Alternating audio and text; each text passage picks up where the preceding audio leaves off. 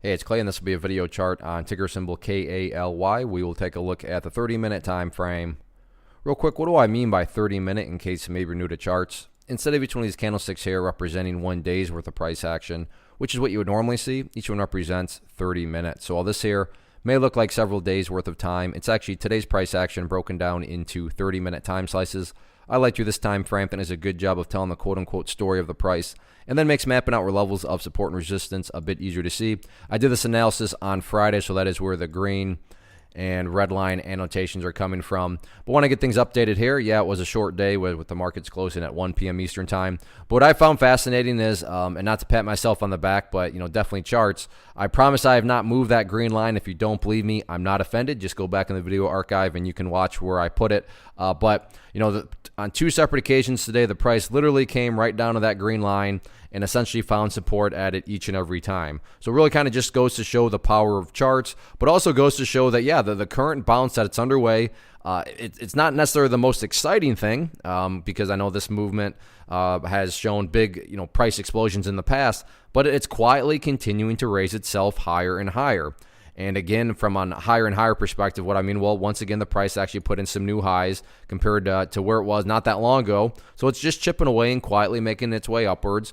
Again, for the most part today, yeah, it just simply went sideways. But where is it going sideways? That's always an important question. And you can see that the sideways action is clearly higher than, right here when it was going sideways.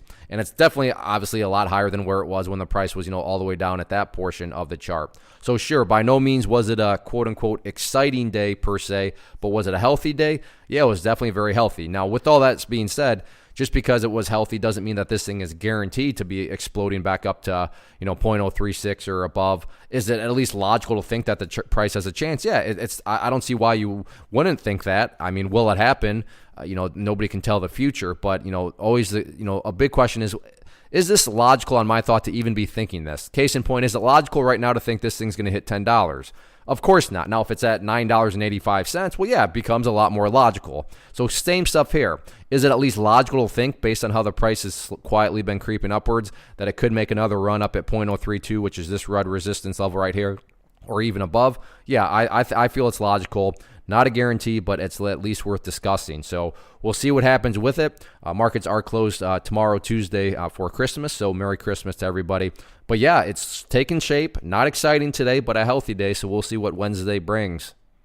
One of the biggest questions that I get is, hey Clay, how do you find the stocks that you trade? So what I've done is put together a free resource guide where I talk about the tools that I use to locate stocks that I find interesting and think may have potential. So if that sounds like something that could add value to you as a trader, then click on the image that is up on the screen right now and I will email you the guide. The guide itself is very short and to the point, and best part, it's completely free.